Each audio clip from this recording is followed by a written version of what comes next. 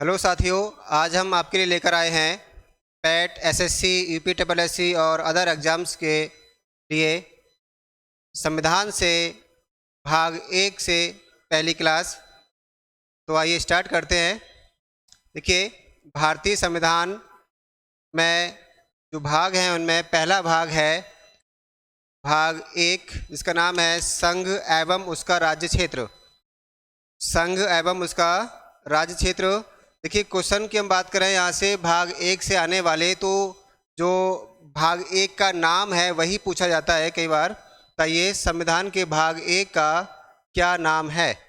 तो संविधान के भाग 1 का क्या नाम है? दूसरा, संविधान के भाग 1 के संबंधित कौन कौन से अनुच्छेद हैं? तो देखिए, 1 से 4 तक अनुच्छेद दिए हुए हैं। या अनुच्छेद 1 का संबंध, या अनुच्छेद 2 का संबंध, या अनुच्छेद 3 का संबंध किस संविधान के भाग से है? ऐसे क्वेश्चंस आते हैं। अनुसूची का संबंध पूछा जाता है। अनुसूची नंबर 1 का संबंध कौन से भाग से है या फिर कौन से अनुच्छेद से है? तो देखिए, स्टार्ट करते हैं। संविधान का भाग 1 नाम है संघ एवं उसका राज्य क्षेत्र। संघ एवं उसका राज्य क्षेत्र नाम है भाग 1 का। संविधान का भाग 1 part 1, the union and it's territory. देखिए, संविधान जब शुरू हुआ है तो सबसे पहले संविधान के बारे में जो बात की जा रही है, संविधान में जो बात की जा रही है वो है संघ के और उसके राज्य क्षेत्र के बारे में, क्योंकि संविधान किसका है? संघ का है और राज्यों का भी है। तो संविधान में पहले भाग में संघ के और उसके राज्य क्षेत्र के बारे में वर्णन किया गया है, किससे मिलकर हमारा संघ बना है। तो ये एकदम कॉमन सेंस वाली बात है। अगर हमें याद भी ना रहे कि बताओ भाग 1 का संबंध किससे है या भाग 1 में कौन सा टॉपिक दिया हुआ है, तो आप ये सोचें कि जिसके बारे में संविधान लिखा गया है पहली बात उसी के बारे में होगी। तो पहली बात जो हुई है हमारा पहले भाग में, वो संघ और उसके राज्य क्षेत्र के बारे में हुई है। फिर अगला क्वेश्चन ये है कि कौन से आर्टिकल्स में। तो देखिए, संविधान में हमारे अनुच्छेद हैं। किस अनुच्छेद में भाग 1 को रखा गया है? तो 1 से लेकर 4, 1 to 4। तो आप ध्यान रखें, पार्ट 1 ऑफ द कॉन्स्टिट्यूशन कहाँ से कहाँ तक है? आर्टिकल 1 2 का 4। आर्टिकल 1 2 का 4 तक हमारा दिया हुआ है भाग 1। तो 1 से लेकर 4 तक अनुच्छेद में भाग 1 है।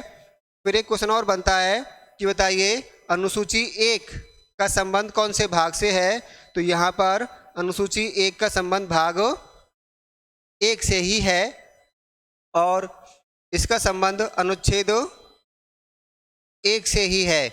देखिए, आर्टिकल संविधान है। संविधान के अंतर्गत हमारे अनुच्छेद या आर्टिकल्स हैं जिनमें आपके बातें कही गई हैं।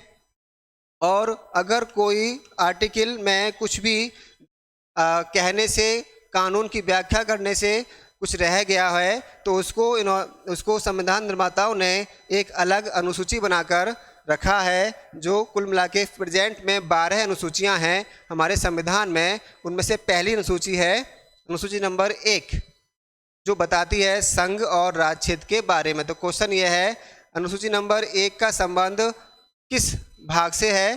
तो संघ और उसके राज्य क्षेत्र से है। तो ये तो रहा इंट्रोडक्शन भाग 1 का क्या है। अब देखिए, इसके अंदर क्या बात की गई है। यहाँ पर हम बात करते हैं अनुच्छेद की। तो देखिए, आर्टिकल्स या अनुच्छेद भाग 1 में आर्टिकल्स कहाँ से कहाँ तक हैं? 1 to 4। तो 1 to का 4 भाग 1 से संबंध रखता है। स्टार्ट करते हैं आर्टिकल 1 से। देखिए, अनुच्छेद 1 कहता है, सबसे पहला अनुच्छेद बात करता है संघ और राज्य क्षेत्र की ही, क्योंकि इसी के बारे में संविधान बनाया गया है। भारत अर्थात इंडिया, भारत अर्थात इंडिया राज्यों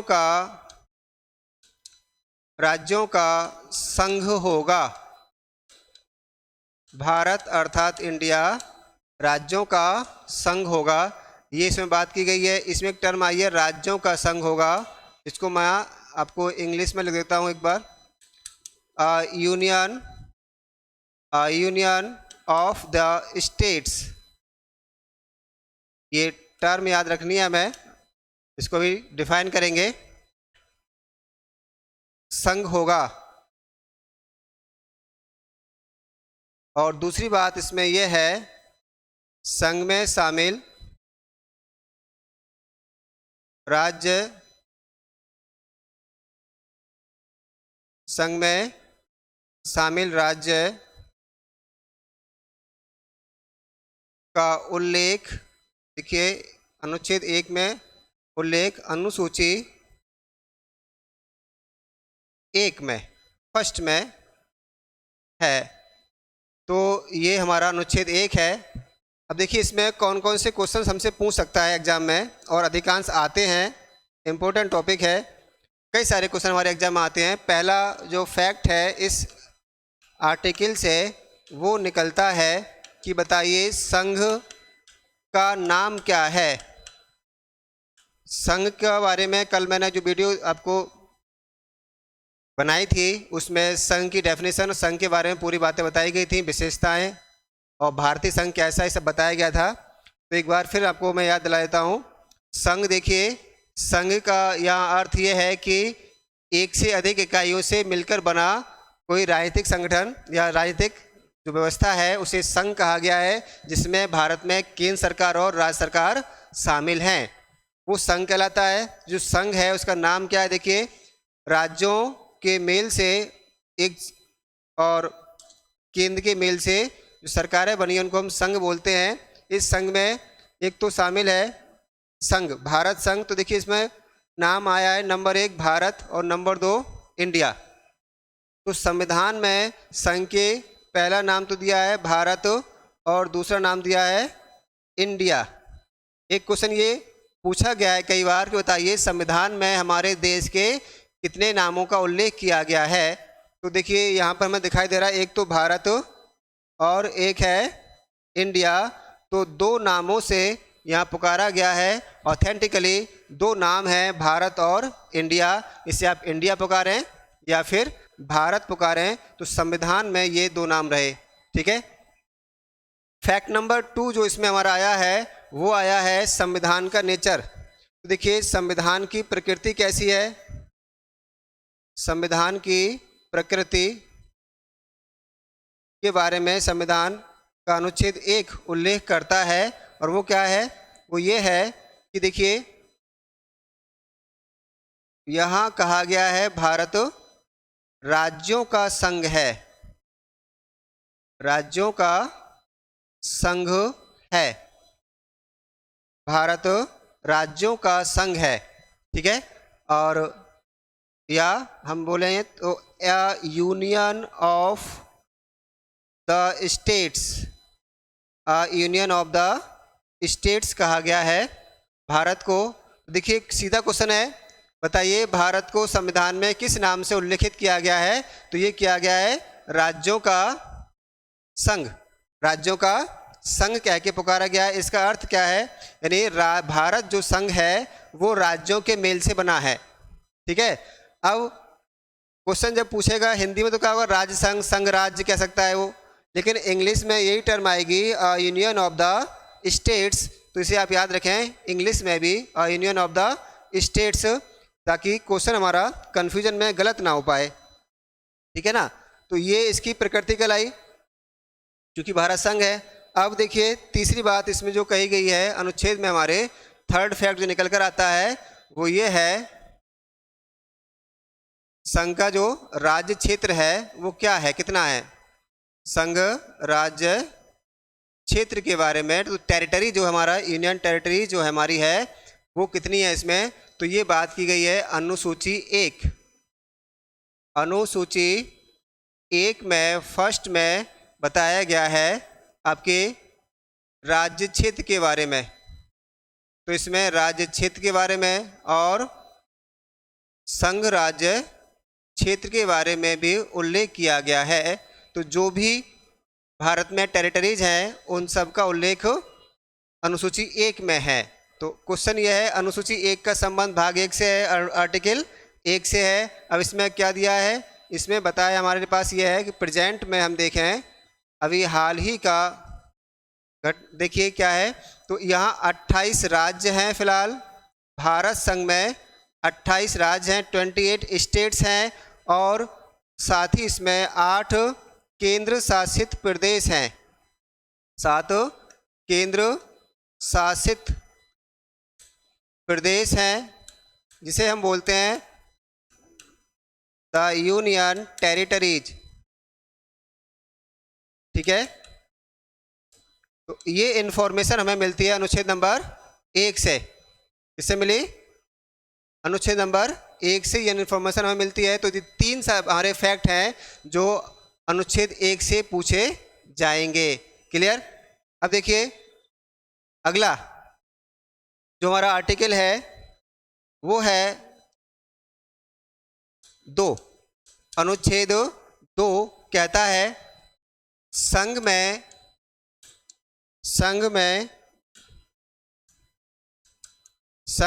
नए राज्यों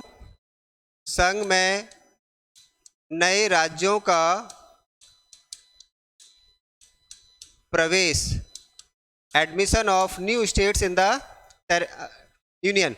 तो देखिए संघ में नए राज्यों का प्रवेश है, इसका अर्थ ये है कि जो राज्य आएंगे वो राज्य भारत के अंदर से नहीं होंगे बल्कि भारत के बाहर से होंगे। तो आपका एडमिशन या एंट्रेंस बाहर से होता है। अब ये अधिकार किसको दिया गया है? देखिए, तो संघ में नए राज्य हो सकते हैं, कोई क्षेत्र हो सकता है, ठीक है ना, का भारत संघ में शामिल करने का अधिकार, शामिल करने की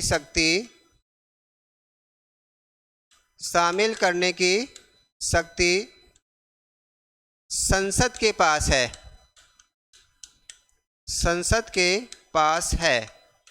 डायरेक्ट क्वेश्चन आता है कि बताइए संघ में नए राज्यों का प्रवेश कौन दे सकता है?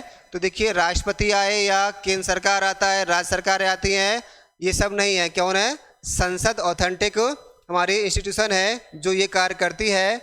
संसद नियम बनाकर, कानून बना के जैसा वो उस समय उचित समझे उन प्रावधानों के अधीन किसी भी बाहर के क्षेत्र को अपने भारत क्षेत्र में शामिल कर सकती है। ऐसा क्या हो सकता है? देखिए ये हो सकता है जब संधि के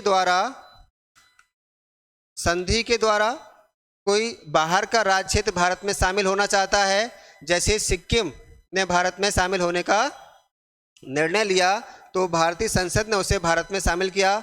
ये युद्ध से हो सकता है, युद्ध द्वारा अर्जित क्षेत्र हो सकता है। तो ऐसे कई सारी टेरिटरी हैं जो भारत ने बाद में पाकिस्तान से अर्जित की हैं, और हमने गोवा को भी सैनिक कार्रवाई से भारत में शामिल कराया था। तो ये ऐसे हो सकता है ना, सहमति से हो सकता है। तो कुछ भी सहमति द्वारा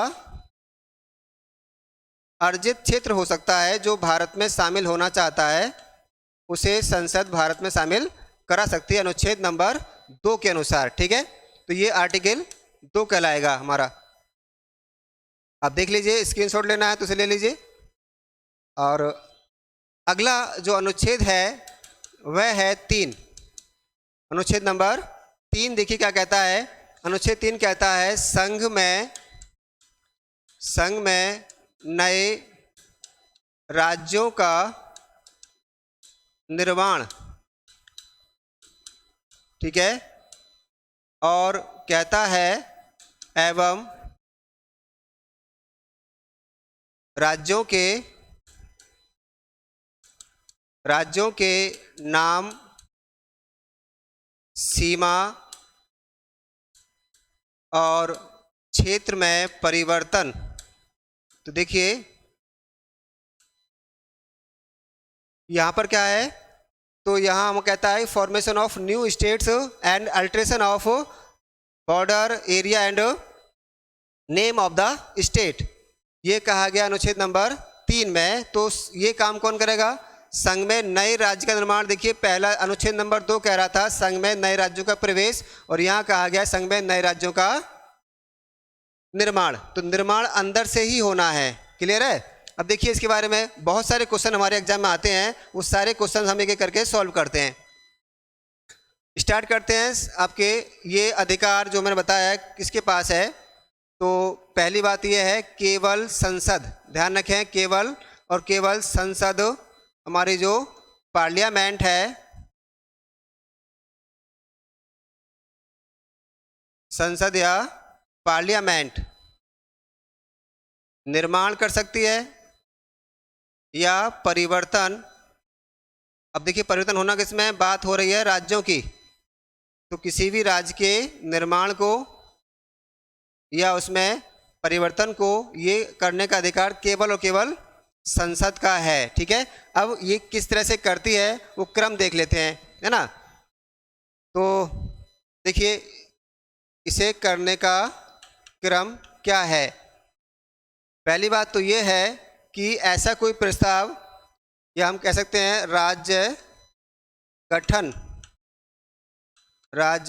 गठन का प्रस्ताव बनाया गया। ये तो कैबिनेट बनाएगी, सरकार बनाएगी, केंद्र सरकार बनाती है। राज्य गठन का प्रस्ताव बनाया गया, ये प्रस्ताव सेंड कर दिया जाता है टू द प्रेसिडेंट, भारत के राष्ट्रपति के पास ये प्रस्ताव भेज दिया जाता है। और ये वहाँ क्यों भेजा गया है, देखिए यहाँ भेजा गया है पूर्व अनुमति के लिए। ये प्रस्ताव राष्ट्रपति के पास भेजा गया है पूर्व अनुमति के लिए। पूर्व अनुमति क्या होती है, अभी हम देख रहे हैं कि संसद निर्माण करेगी या परिवर्तन करेगी किसी भी राज्य के नाम में या उसका गठन करेगी, तो लेकिन यहाँ प्रस्ताव भेजा गया किसके पास, राष्ट्रपति के पास, संसद के पास नहीं भेजा गया है। तो इसका अर्थ इतना सही है कि संसद के पास प्रस्ताव भेजने से पहले राष्ट्रपति से अनुमति ली जाएगी कि हम ये क्रम करना चाह रहे हैं, आप अपनी इसमें अनुमति दीजिए। अब देखिए राष्ट्रपति क्या करेंगे, राष्ट्रपति करेंगे ये कि ये अनुमति देने से पहले इसे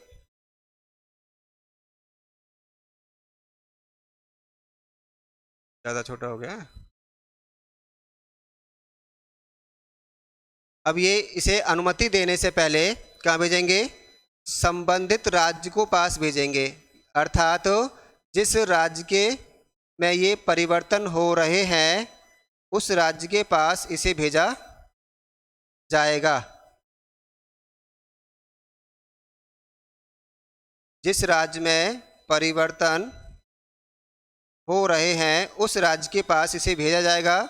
जैसे 2014 में तेलंगाना का निर्माण हुआ तो सरकार ने प्रस्ताव बनाया, राष्ट्रपति के पास भेजा, और राष्ट्रपति के पास के बाद फिर ये प्रस्ताव गया आंध्र प्रदेश के पास कि बताइए आप क्या चाहते हैं, यस या नो।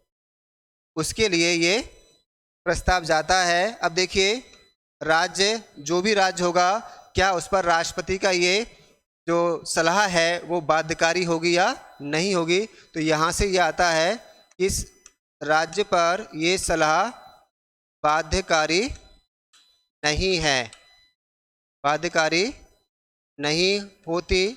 अर्थात इसे हम बोलते हैं ये केवल क्या है, केवल औपचारिक है,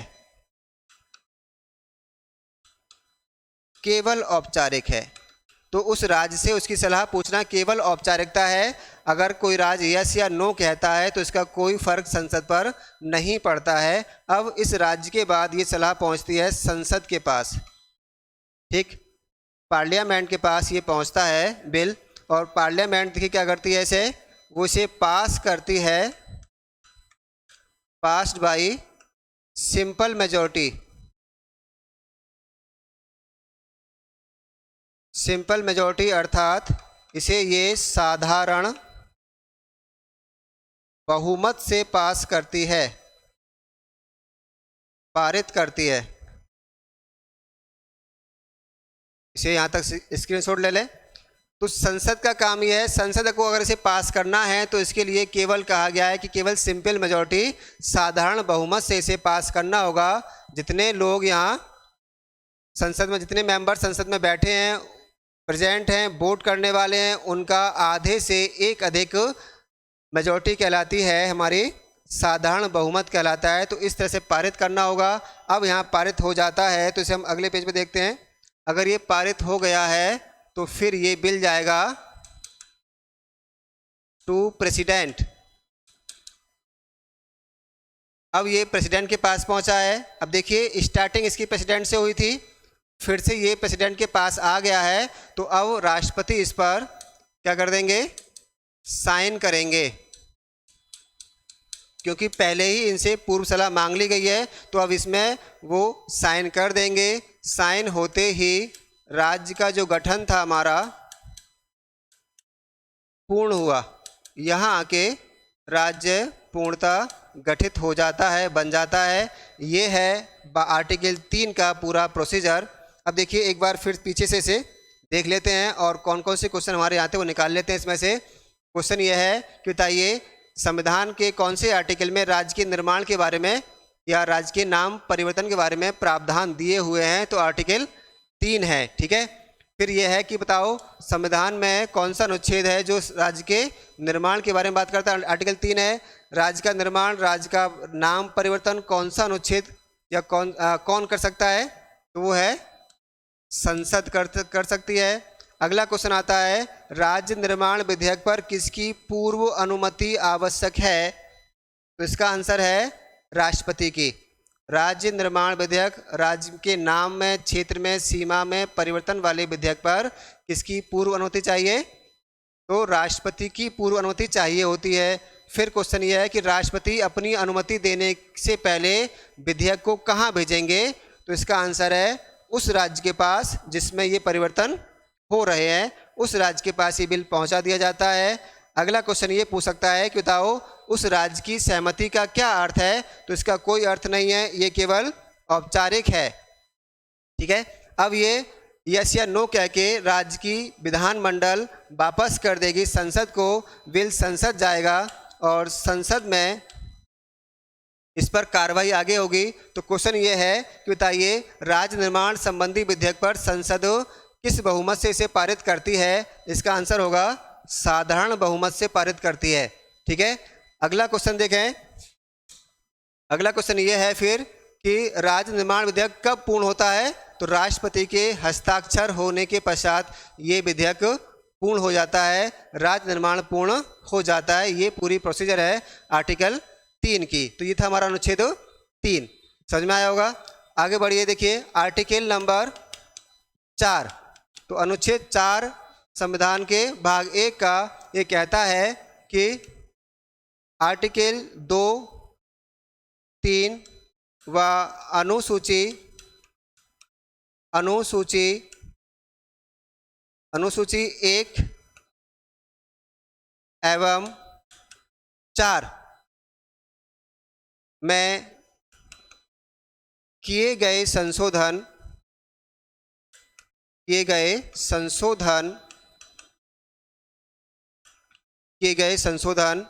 आर्टिकल 368 के अधीन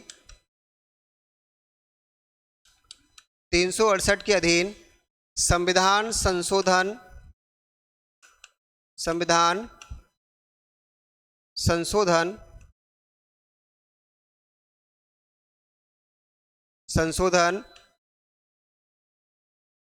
संशोधन अधिनियम नहीं कहलाएंगे।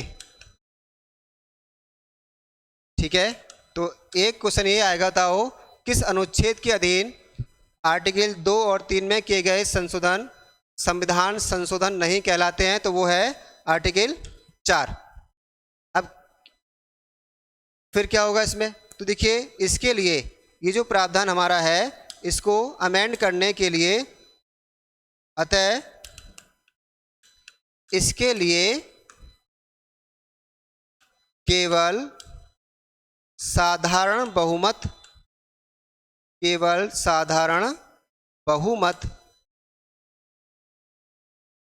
चाहिए होगा। देखिए संविधान में संशोधन करने के लिए अनुच्छेद 368 के अधीन संसद के दोनों सदनों में अलग अलग उपस्थित और मत देने वालों का 2/3 बहुमत अर्थात विशेष बहुमत चाहिए होता है। लेकिन यहाँ छूट दी गई है कि ये प्रावधान अगर अमेंड करने हैं तो इसके लिए आपको केवल साधारण बहुमत चाहिए होगा, विशेष बहुमत की आवश्यकता नहीं होगी। अर्थात संसद को ये अधिकारता दी गई है कि वो किसी भी राज्य में कोई भी परिवर्तन कर सकती है, उसमें वो राज्य किसी प्रकार का कोई भी अपने अधिकारता या अपनी बाध्यता करने में सक्षम नहीं होगा। यह है अनुच्छेद 4 और ये रहा हमारा भाग 1, आर्टिकल 1 से 4 तक हमने इसको देखा। उम्मीद है आपको समझ में आया होगा और काफ़ी सहायता इससे मिली होगी। आप सभी को वीडियो के अंत तक बने रहने के लिए बहुत बहुत धन्यवाद। मिलते हैं अगली वीडियो के साथ।